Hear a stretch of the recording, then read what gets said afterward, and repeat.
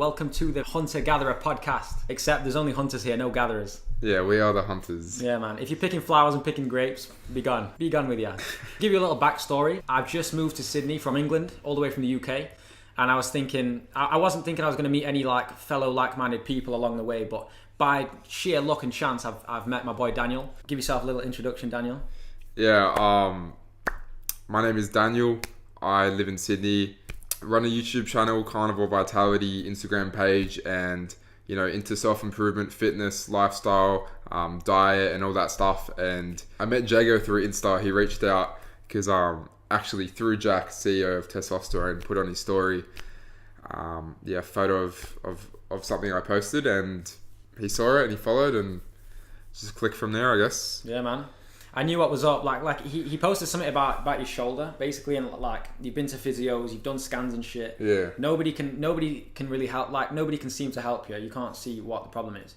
And I just popped up because I was having the exact same problem. I had body issues. My knees were hurting, my hips were hurting, my chest, my shoulders, and I tried everything physio. I've had scans done. Nothing seems to be abnormal.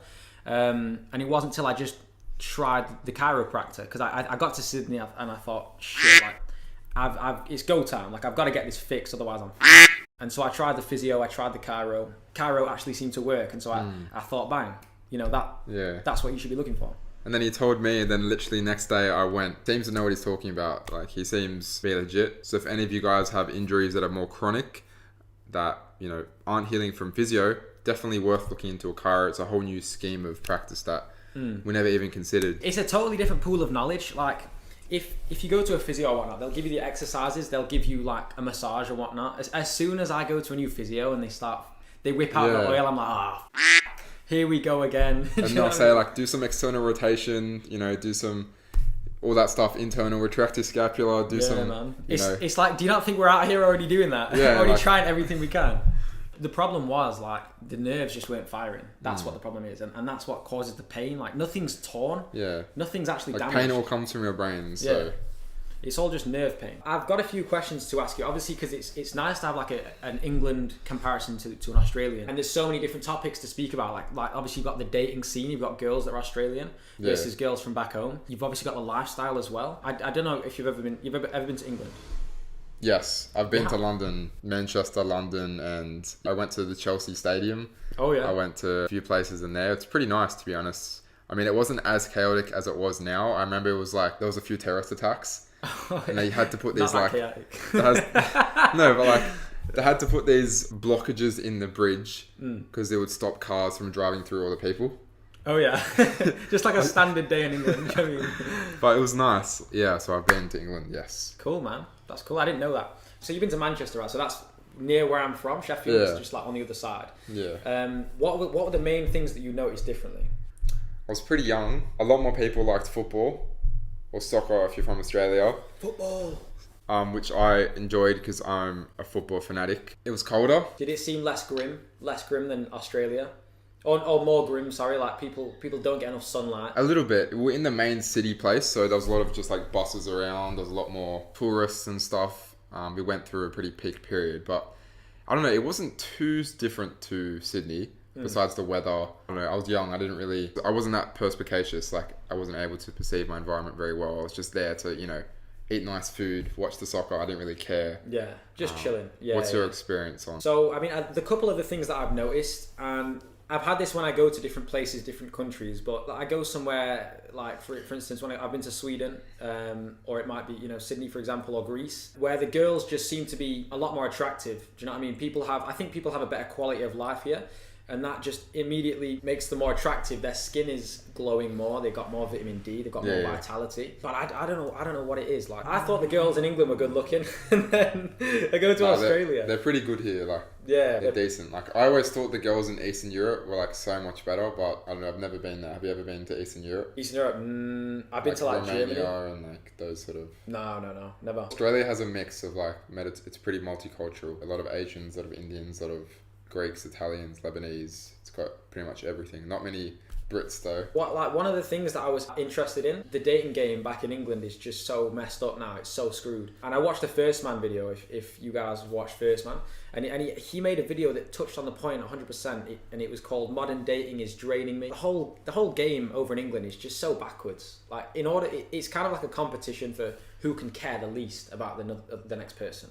So if you like a girl back home, you don't let them know that you like them. Yeah. You have to like act like sly and cool and like a bit like a dickhead. It's similar here. Is it similar here? Similar. It's pretty similar. I don't know. I'm not really in the dating space that much anymore, but it's really similar. Like, just because we're both in Western societies, like brainwashing is still, you know what I mean? Like, don't reply to her, be mean, be a dick, that sort of thing. That's still a thing, man. It's such a shame as well, because like, let's say you get good at it, right? It's like you don't even like yourself when you're doing it. Do you know what I mean? Like, you attract the wrong type of girl as well. It's not even your. I've been in that situation where I was so desperate to become one of those red pill guys that I would go out to town and I would apply everything that they said, like, just be a dickhead. And they're right, it does work, it gets results, but with the wrong type of girls. And you end up not liking yourself either. Like, if I look back on how I was acting, it's not nice. It's not what you would want your son to be like. Yeah, it's not good karma. It's not good karma. And I think it's important to realise you don't have to go to town, you don't have to go clubbing to meet girls. You have to act like a different person. Yeah. And a lot of the time, like, every guy will simp at some point in his life, and he will like just do it naturally, because that's what we're raised to believe. Like, you see it on the movies and everything like that. The nice guy always wins. Yeah. It's all in the Disney movies. Yeah, exactly. Always. And you will just find out the hard way that nothing gets responded to that. And then you go on to the other side, the complete opposite end. You know, you find the red pill and you become an absolute egomaniac, very narcissistic, and you find out like it gets results, but with the wrong type of girls, and it's pretty much taken a lot of your spirit and your soul away. You're becoming someone you're not. Yeah, 100%. I remember I had, in like all the movies, the bad guy, the villain, is always the guy who's really muscular. He's always the alpha in all the movies. So we sort of brainwashed this generation of men to think that the nice guy wins, but he really doesn't. But then a lot of people find the red pill and they enter that space where they're like, oh, there is a cheat code to this. Like, there's a cheat code, and it sort of gives them that like hope and stuff. But then we take it too far because, you get girls. So if some of the advice works, then it's like, well, all of it must work. Let's just take everything. The thing with the red pill is they are right about a lot of stuff. Yeah. So yes, you have to look healthy and you have to be healthy and look good, and you have to have confidence and somewhat bravado, but then they take it too far, because that's just how the game is played in the West. The game is to be the one who cares the least, and whoever is instilling the most like insecurity. Like a simp. Yeah. Whoever's instilling the most insecurity in the other person wins. Do you know what I mean? And that they get like satisfaction, like, oh, I'm taking all of their attention and they're getting nothing back. I feel good now. Yeah, for sure. It's very like insecure driven. Do you feel like especially as like a young lad, there's a lot of societal pressure? Every guy wants to be the guy who just smashes loads of birds and like gets loads of girls and stuff like that. Do you ever feel like there's an insecurity, like, I should do that, I should go out and smash loads of girls? I don't know, maybe it was the way I was raised from a Christian home, not really as much, but I do see where that's coming from. And I do see with the whole online space, you're seeing people like Andrew Tate, you're seeing people, which, don't get me wrong, I love Andrew Tate, but you're seeing people like him who are living this lifestyle, at least before he became religious, living this baller lifestyle, sleeping with heaps of girls, and it's just a dream life. He's an entrepreneur. He can just, treat girls like crap. Well, not treat girls like crap, but not really be, what's the word, monogamous? Like not be in one relationship and just go around a bit. And I think you fall into this trap a bit. And I don't know if, do you think it provides you true happiness, that sort of non-monogamous relationships? It's hard to say, because I've never done it. Do you know what I mean? I've never lived that. We don't have much experience. Yeah, exactly. So I've never lived that. And I am a big believer in, you have to do the things you want to learn about. Yeah. So even if you think it's a mistake, just do it, and you'll find out. Because unfortunately, that's the way the world is. Like a man can make a lot of mistakes. Doesn't really taint him too much if you can learn from it. Yeah. But yeah, I feel like that. I certainly felt there was points in my life where I was insecure about, I should be getting loads of girls. Like, if I'm not, that's not cool. And I should be focused on it all the time. I think they call it hoe phase. Yeah. But for men. So a lot of girls will have their hoe phase, like their boss babe phase, like I'm a boss queen. Society will tell you that's cool. You should do that. That's, that makes you high value and whatnot. But it's not. It's staining your soul. you know what I mean? Man or woman, you're going to stay in your soul doing that. Yeah, because we're always told, like the new sort of self-improvement space is saying that it's only bad for women.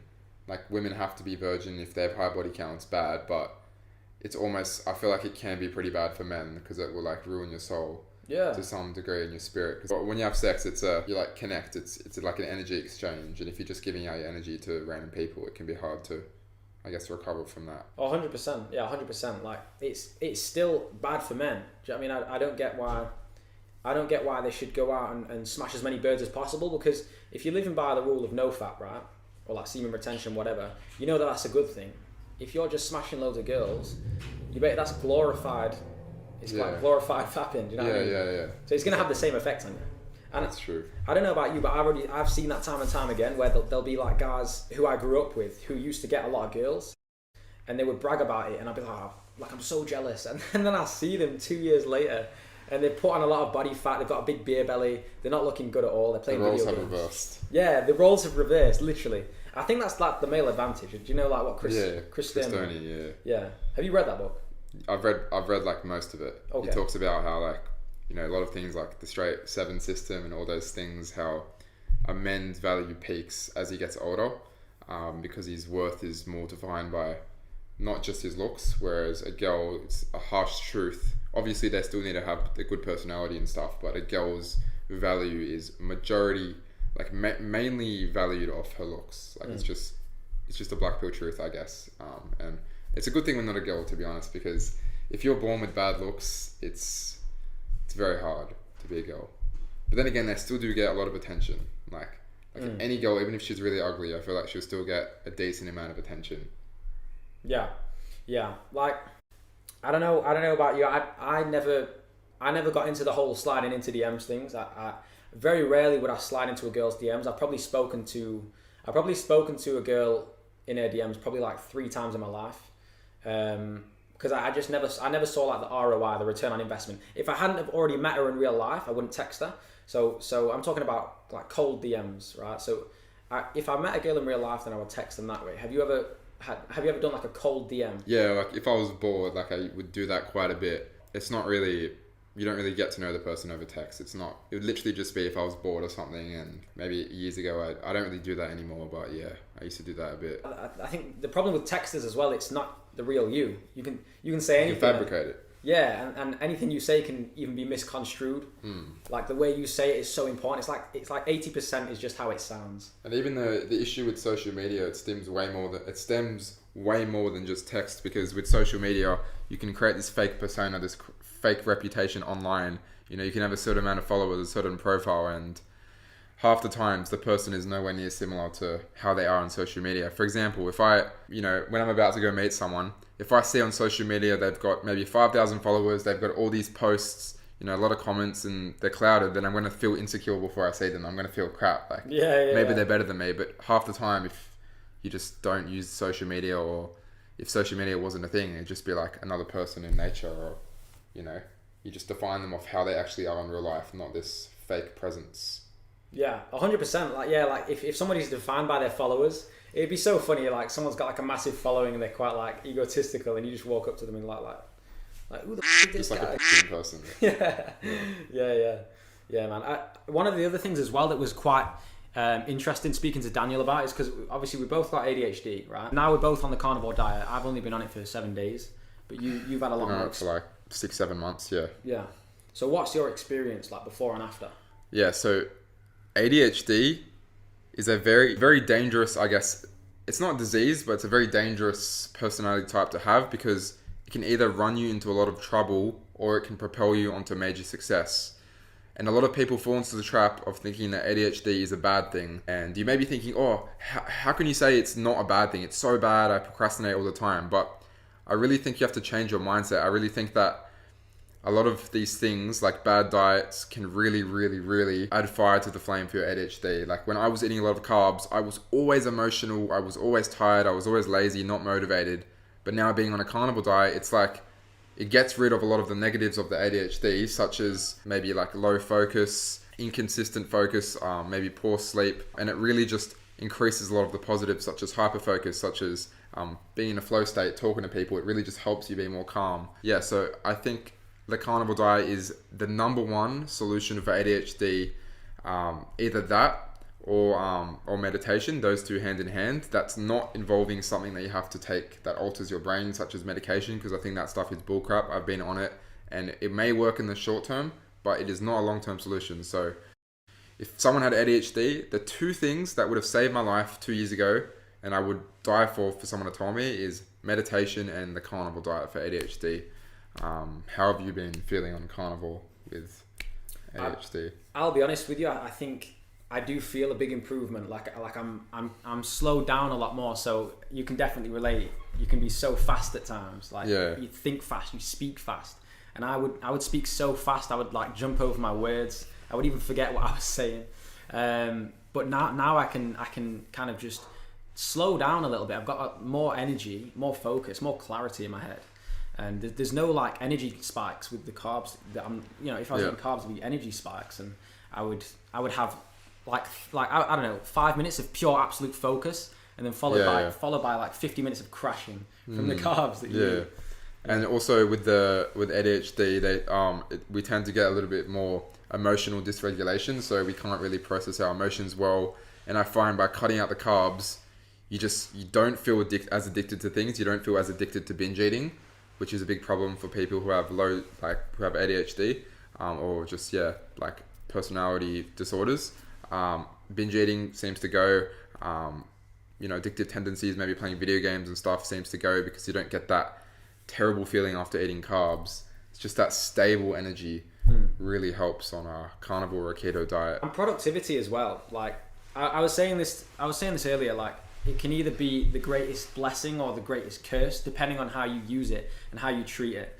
And the term in and of itself, ADHD, is incorrect, because it's not an attention deficit. It's just difficulties regulating the attention. Where do you put it? Where do you put it? Where do you execute on it? Yeah, there's no lack of attention. It's just that you will have so much more attention reserved for things that you're interested in. Things that give you a greater dopamine hit. So it's just a way to manage that somehow. Yeah, exactly. So I'm sure you've soaked up like a big pool of knowledge about carnivore fitness health. Because I got dopamine from it. Yeah, because it was relevant to you. You're interested in it. And there's other things that you just don't care about. You struggle so much to soak that in. It's like at school when the teachers say, go read this textbook. But then if someone, even kids who don't have ADHD, even just normal kids, they don't want to read that crap. No. There's no reason. But if maybe someone, when you go to the gym, go watch this video on the best exercises to build muscle. You like that stuff, so you can hyper-focus. I didn't write a single word in school. I had such a tough time focusing in school. I don't think I remember a single subject that was taught in school. The whole time that I was there, I think I was doing my own research at home and just soaking stuff in that way. Like, I know it's a bit... That's true learning, to be honest. Yeah, like, do you know when you say to someone, like, I learned from YouTube? It's kind of... they take the absolute mick, like it's a piss take. And they say stuff like, oh, that kid probably learned it from Reddit. But it's like, honestly, I would say that's a way better way to learn, because there's no bias, really. Like, with the school, you've got the bias. You've got people who fund it. You've got... the system, but with Reddit and stuff, you've got so many different opinions. There's just a massive pool of information, and that is, I think, true research. Because at the school, they don't teach you, okay, let's say at university, maybe if you're studying, I don't know, they say you're studying physio, right? They don't teach you, okay, let's figure out how to fix someone's injury. They teach you, someone's got this injury, this is how you fix it. They don't make you think, they don't make you apply critical thinking. But when you do your own research online, you have to actually apply critical thinking. There's not, with a course, there's a right or wrong, yes or no. But online, there's none. You have to figure that out yourself. Yeah. Which is powerful. I think that's the problem with like academia as a whole, is that only a select few people write the curriculum. That's a select few people. You're not going to have very many varying degrees of what other people are thinking. It's just going to be one set regime, and every single person is learning the same thing. And so, like, everyone's going to come out the same way. That no one's going to be like more knowledgeable than another person. Yeah, it's dumb. It's one way of thinking. Like uni is one. I think versity is Latin or something like that for thinking. Like one thinking. That's what it means. University. It's like, you've been to plenty of physios, okay? Yeah. And too many. Too many. Who's been to more, you reckon? How many have you been to in your life? I bet you'd be higher, mate, honestly. You reckon you're in the triple digits? No triple digits, nah. I'm not even in the double digits. I'm like maybe like four or five physios I've seen. 4 or 5, which is like reasonable. Yeah. It's probably higher than the average person or the average 19-year-old. Yeah, for sure. But the problem was they never stopped to think about like the skeletal and the nerve system. It was all just muscular, which is where the problem lies. And the thing is like the nerves control the muscles, so that would be the obvious thing to look at first, wouldn't it? That's like the root cause. And it all comes from your brain as well. Like if your brain can't fire muscles in the right direction, like there's no point doing the exercises and stuff. And also the nutrition side, if you're not giving your body the energy, the correct energy, and if your body's constantly inflamed, you're eating a diet full of seed oils, super high carb diet, you're not going to recover as well. You just won't.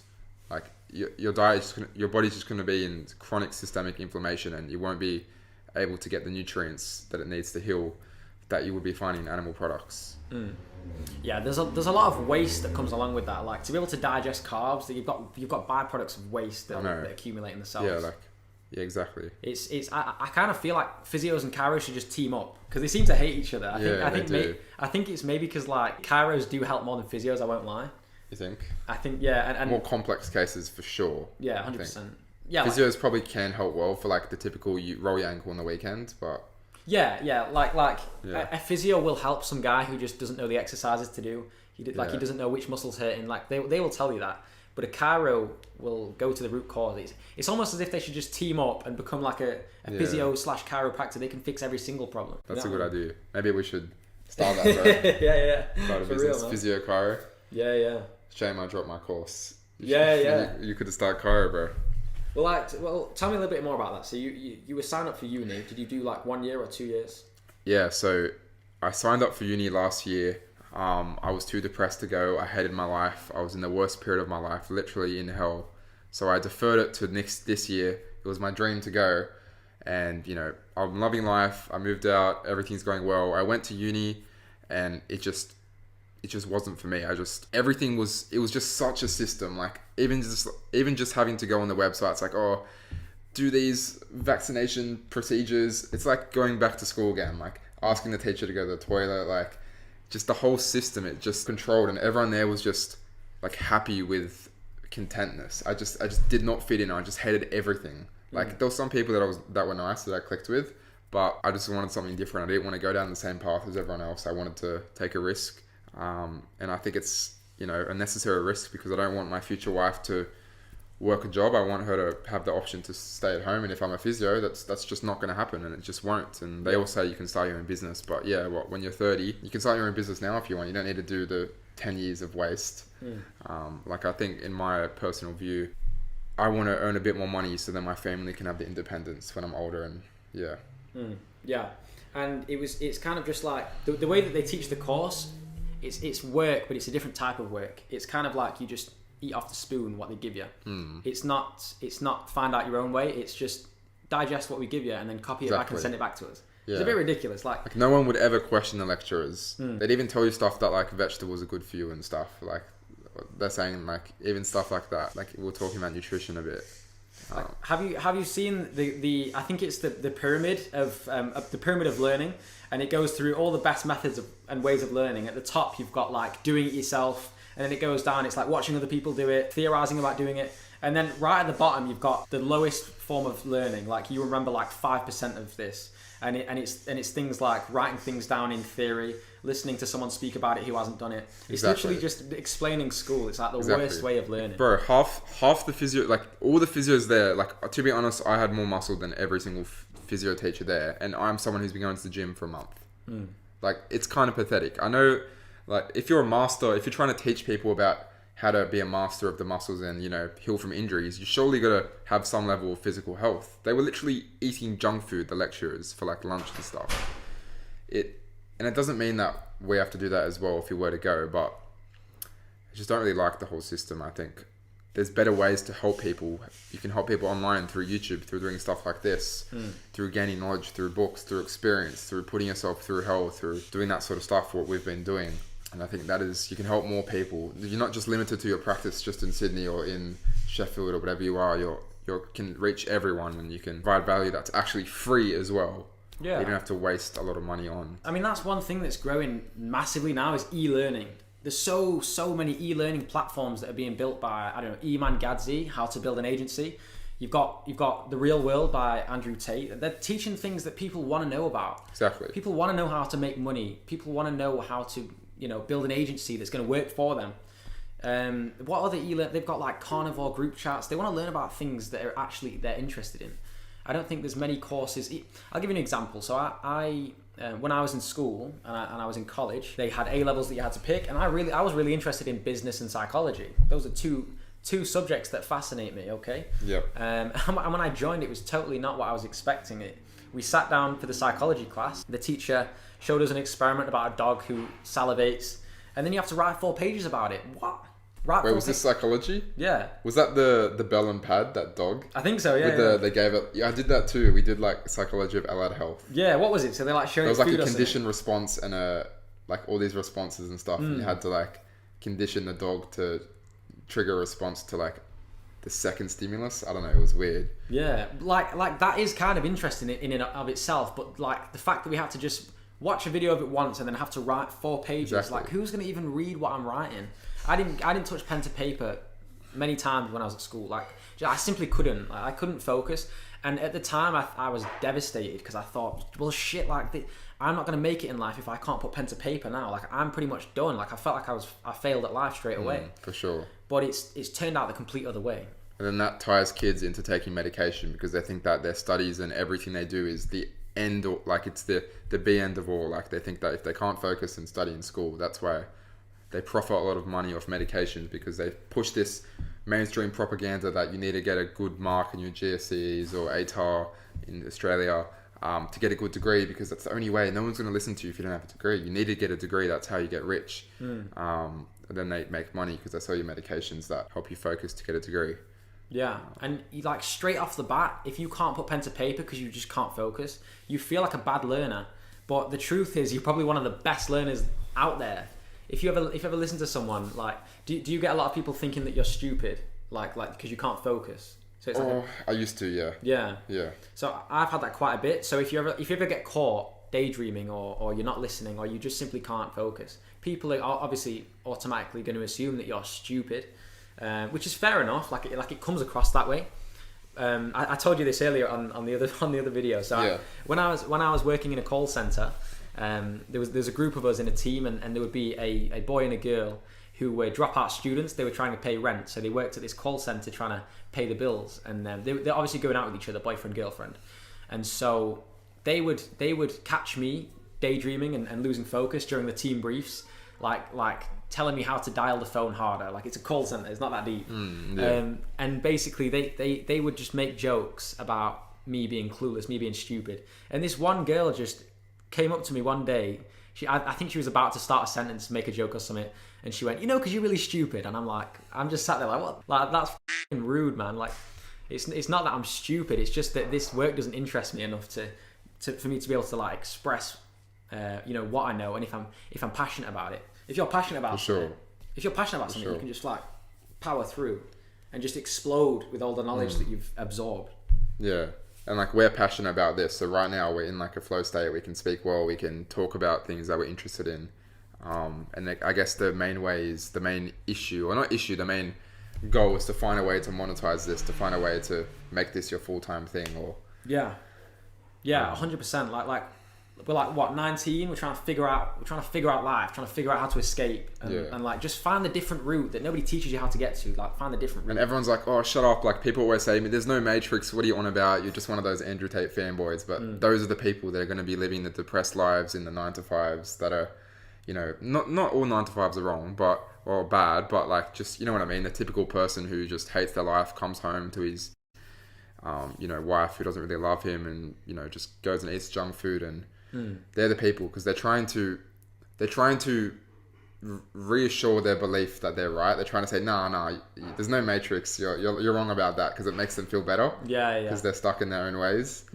But although it is the harder path for us to take, to go against everything and leave our family and everything, it is going to pay big time in the future. And it's the only, for me at least, it's the only path I can take. I couldn't do school. I couldn't do university. It wasn't for me. I physically couldn't touch pen to paper, and so there had to be another method. Like if I didn't find another way to live my life, then I would literally be I would be done.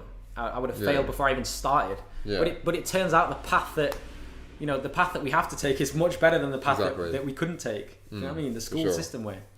So it's kind of a blessing, really. You've been out of the education system for like the same time as me, a year or so, but you weren't really like, I tried pretty hard in school, but you were just like full no-go. Yeah, because you just I was in and out. I was here and I'm there. So I went to a few different schools and I got kicked out for some because I couldn't focus. I wanted to speak to my friends and impress the girls and just be a normal teenage boy. I didn't want to I literally couldn't focus. So like, what else am I going to do? Sit still and be quiet? I can't do that. Yeah, like that. You wanted to just be a man, I guess. Just be someone like something that we would have done in nature. Just express our own natural desires. But then school strips it away from you. And then when you laugh in class with a mate, they get you in trouble for it and put you in detention. And yes, it's like crazy, it's stupid. Like, or you can't kick a soccer ball around at lunchtime because it's gonna like hit someone. Yeah. Like in nature, did that ever happen? No. Did they do that thing in school where it's called isolation and it's ridiculous? So they have this thing called isolation in English schools, and if you mess about enough, they just put you in a room for 5 hours for the whole school day, and you just sit there in silence. You don't speak. You don't do anything. You just sit there for 5 hours. It's called isolation. It sounds like a prisoner of war. Like detention. Like Have you heard of detention? Yeah, it's detention. Yeah, we've got that as well. But isolation is the next level. That's for the next level bad boys. Is that what you had a lot? Yeah. Strip you of your social connections. So no social connections. No like sunlight in a room probably. Well, I mean, there was like sunlight. I mean, it's pretty gazing grey. through a window or something. Yeah, it's pretty grey in school in England anyway. And you would just sit there in a room. You weren't allowed to speak. And I truly think it's a test of someone's character, right? Are they going to sit there and actually put up with that? And for a lot of times I did. I just sat there, like I would. Because we're told that it's bad to rebel against the system. Like I'm actually jealous of what you did, that you were a bit more rebellious, because I was like always listening to the teacher. I thought it was bad to like want to do these things, but I wish I took more risks like you did. Well, at the time it didn't feel like it felt like a massive risk, but it felt like it was the wrong thing to do, because everybody was saying don't get kicked out of school, just behave, just finish school. And so of course I'm going to think that's the right thing to do. But looking back, it was one of the best things I ever did. Was I remember this completely. So it was one of my last days in isolation. In isolation. It just sounds like horrible, you're like in COVID, like isolation. Yeah, it sounds horrible. So I was speaking to the teacher. I was like, this is ridiculous. You're gonna make a child sit here for 5 hours and not say anything. I need to be out there making moves and expressing myself and building things. And I just walked out. I just got up and walked out, which is like, it's the obvious thing you should have done. But doing that, you know that you're literally quitting the system. You know that you're taking the biggest gamble. It's taking the biggest gamble. You walked out of the school? Yeah, I walked out of isolation and I just went home. And then from that point on, it just completely clicked in my mind. I'm like, I'm a sovereign being. I can do what I want. Obviously, you can't do it. You can't just kill someone. But you've got to understand the consequences and the risks of something. And from that point on, like I remember I moved to a different school. I got kicked out of that one, moved to a different one. And I would just walk out of school because I was like, why am I here? Like, I'm not learning anything. I can't learn anything here. Like, I hate being here. So I would just walk out. And I think looking back, even though it was a very, very risky choice for me back then, looking back, I think it was so important to just reclaim your life, just reclaim who you are and what you can do. Do you think that ties in for you as to another reason why you moved out as well? Because you wanted to just have that, you wanted to be more, independent and have those choices for yourself? Yeah, definitely have more control over my life. So if you can imagine being in isolation, you've got no control. You literally have to sit in a room and say nothing. It's like the least control you can have. And to say no to that, I think definitely helps. You must be the type of person that likes control in their life. And so now I live in my own little studio place, but everything's got its place in my house. It's got the water distillers here. There's only these foods that I eat. Everything has a place and it's very controlled. It's very tidy. And I guess that's just the way it has to be for me in order to succeed. What foods do you eat now, bro? I got them on Carnivore. Yeah, I converted them. Yeah, man. So right now I'm on eggs and mince. Obviously early That's what I'm on, bro. Yeah, let's go. Obviously early we just had like lamb chops and whatever. Some bone marrow. Bit of that. Bit of this, bit of that. Like obviously eggs and beef is just the simplest. The staple, and then like you can deviate off that a bit. You know, might have some chicken here and there, some fish. Yeah, man. Yeah, exactly. And honestly, it's been 7 days. I feel pretty good. I haven't had the keto shakes, the keto flu, or anything like that. Yeah. I feel pretty incredible, to be honest. And the benefits will just keep on coming. Like once you hit 30 days, your body's going to become fat adapted like really well, and you would just feel like a superhuman all the time. I'm not kidding. Swear. Like, yeah, That's I crazy. feel genuinely the best I've ever felt. I always used to feel scared when I would wake up. Oh, maybe I'm going to feel depressed tomorrow, or maybe I'm not going to be able to focus tomorrow. But it's just a guarantee now. Yeah. Like I just know like the only times when I'm scared of how I will feel is when I cheat. So say recently I cheated a little bit and I'm like, crap, I know I'm going to feel crap tomorrow. But now it's just like, it's a given. You're going to feel good. Yeah. You're not going to have brain fog. You just know you won't, unless you have like shit sleep or... Yeah. It's like cause and effect. If you just put in the actions, you will get the result. Definitely, man. Like what you said about just being certain about how you know the next day is going to go. I've definitely had that where you're so emotionally volatile that you're like, oh, but what if I do feel crap tomorrow? Like, I can't guarantee it. Carnivore has definitely helped with being more stoic. Definitely, bro. Especially with the injuries and the pain, it just helps you rationalize the thoughts, not just be... Yeah, it definitely helps with stoicism and... Yeah, because there's less risk of a spiral. Exactly. If you've got ADHD, oh my days, you spiral about everything. It could be a positive spiral, could be a negative spiral. It's like one game of FIFA will then turn into 5 games, and then we'll get the pizzas, then we'll get the drinks. Yeah. Get the boys around. You know what I mean? It's like like I said, it's a blessing or it's a curse. Just depends how you use it. And I wouldn't trade it. I wouldn't trade it for anything. And that's all part of the mindset. See it as a blessing. Don't see it as a curse. There's no point seeing it as a curse because you can't change it. So what's the point? At least use it to your advantage. At least trick yourself into thinking it's a blessing. Yeah, man. And you've done both. You've seen it as a curse and a blessing. Exactly. This is the best one, 100% by far. Yeah. And do you know when you're speaking to someone else that has it, it's just a lot more free flow. You kind of know how they think. You know what's up. You know the deal. I wanted to speak a little bit more about masking, ADHD masking. I'll just explain it. It's like you're pretending to be like normal, like almost neurotypical. An example will be if you're in the classroom and a teacher's telling you something and you're just nodding, but you're not actually listening. You're just nodding because you want to make them feel like you're listening, so they leave you alone. And there's a lot of stuff to do with that. But have you had any experience with that? To be honest, I've never heard that term before. I try not to look into the ADHD stuff too much, just because I can adopt that victim mindset. Yeah. So I try and just tell myself I don't have it. But so I haven't. I'm thinking of masking. Like, what do you mean by masking? It's kind of where you cover up your flaws and you just pretend to be normal. It's kind of hard to explain, but in a social situation, for example, if I'm speaking to someone with ADHD, it's a lot easier. They understand sometimes like how you think and whatnot, and what you're going to say. And if you're speaking to someone who's kind of neurotypical, at least for me, I'm more inclined to tailor it to them and figure out how they think, how they speak, and by doing that, I'm kind of living a lie. I'm kind of not being my natural self. I get you.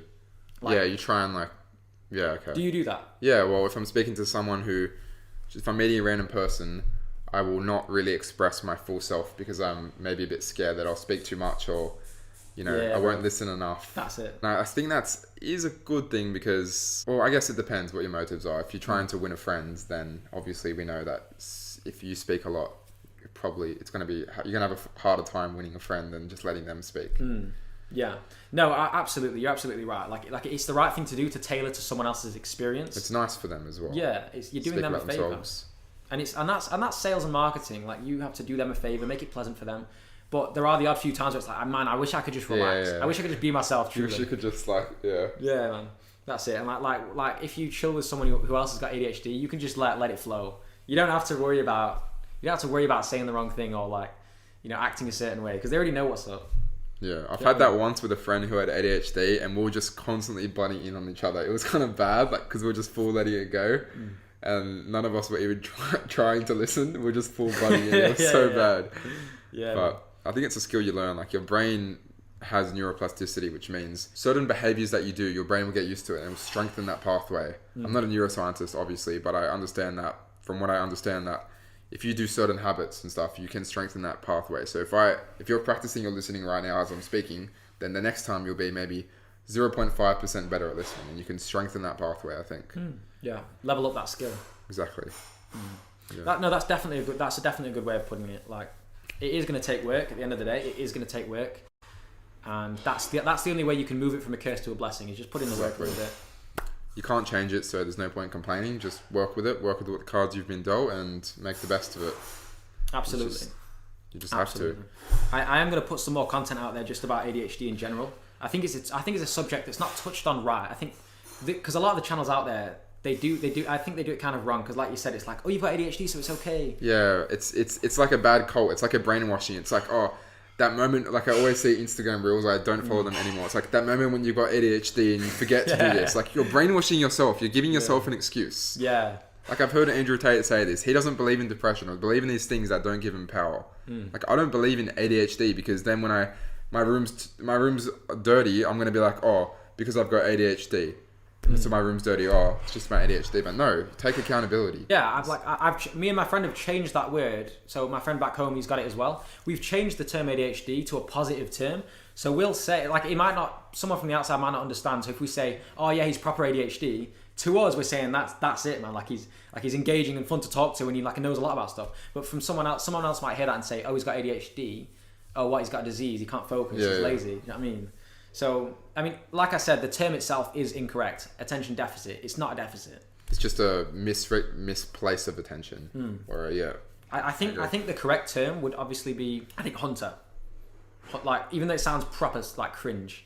Like I'm a hunter. It's cringe, but it makes complete sense. The proper term of ADHD is like a hunter.